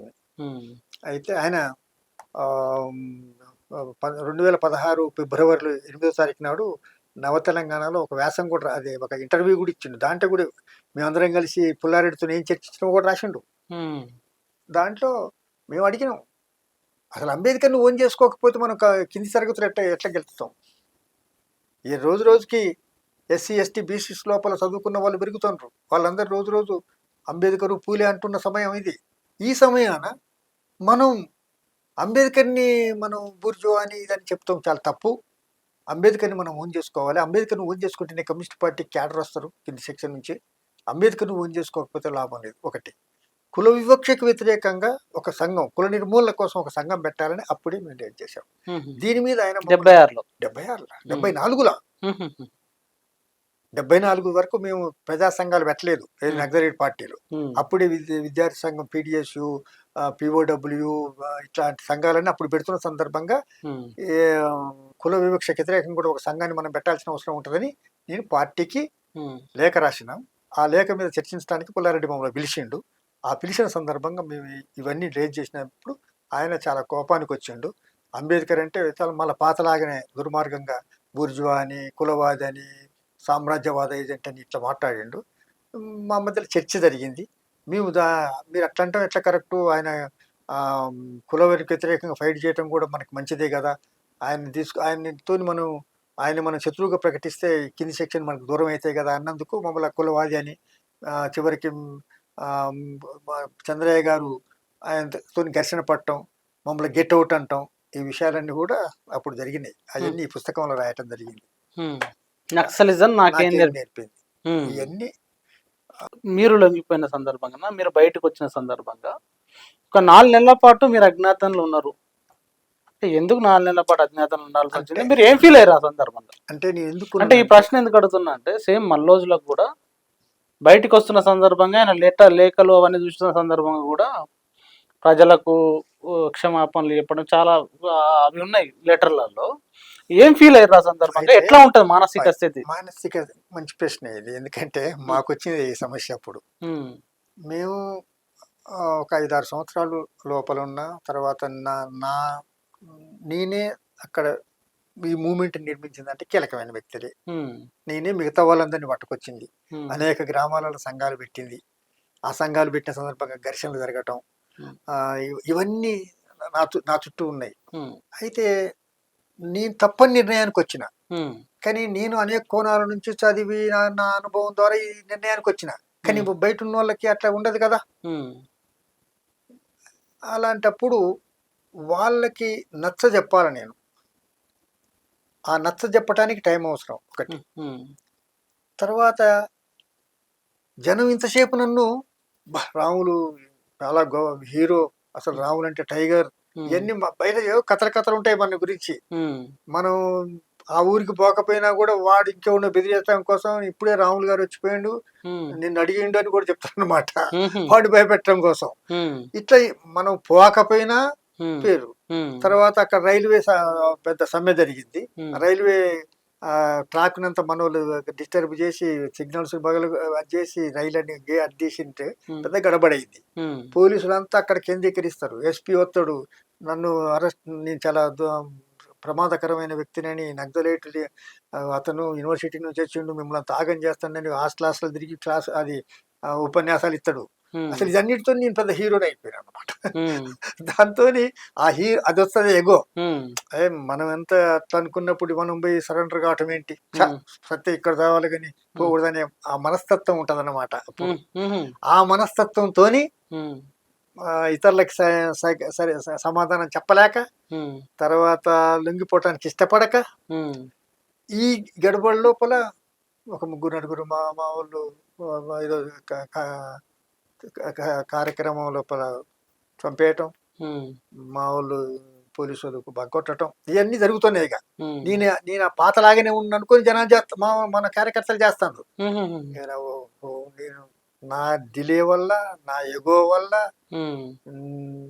నేను ఏదో హీరో అనిపించుకోవటం కోసం ఈ పిచ్చి వ్యవహారాలు ఎందుకు అని నేను అప్పుడు బయటకు వద్దామనుకున్నా. కానీ లక్కీ నాకేమైందంటే అప్పుడే ఎమర్జెన్సీని రిలాక్స్ చేసి పాతగా మా మీద ఉన్న కేసులన్నీ తీసేసి ఫ్రీగా రావచ్చు, ఎన్నికల్లో పాల్గొనొచ్చు అని చెప్తే దాన్ని అడ్వాంటేజ్ తీసుకున్నా. అది నాకు ఉపయోగపడ్డది. ఆ సందర్భంగా అంటే మీరు తీసుకుపోయిన వాళ్ళు అందరితో మాట్లాడటం, అందరితో మాట్లాడి ఊరు పోయి సమావేశాలు నేను పెట్టి, ఈ నాగయ్య ఇలాంటి వాళ్ళకి తలా కొన్ని గ్రామాలు ఒప్పజెప్పి చాలా సిస్టమేటిక్. ఒక్క గ్రామం కూడా అన్ని గ్రామాలు మాత్రమే వచ్చినాయి. Thank you very much Ramulu గారు. ప్రజలారా చూసారు కదా, ఈ రోజు సోషల్ మీడియాలో అనేక చర్చలు జరుగుతున్న నేపథ్యంలో ఈ అభయ్ అలియాస్ మల్లోజుల లొంగుబాటు, ఆయనతో పాటు అనేకమైన ఈ మావోయిస్టు దళాలు లొంగిపోతున్న సందర్భంలో గతంలో నక్సలైట్ ఉద్యమంలో ఉండి తను చదివింది, తను ఆచరించింది, అనేక అంశాలను మీ ముందుకు తీసుకొచ్చే ప్రయత్నం చేశాం. రాములు గారు అనేక తన వ్యక్తిగత జీవిత విషయాలను కానీ, అనుభవాలను కానీ, సిద్ధాంతపరంగా చాలా అంశాలను మీ ముందుకు తీసుకొచ్చారు. మరి ఆయన చెప్పిన అంశాల మీద తప్పకుండా మీరు కామెంట్ రాయండి. చూస్తూనే ఉండండి T ten. Thank you very much.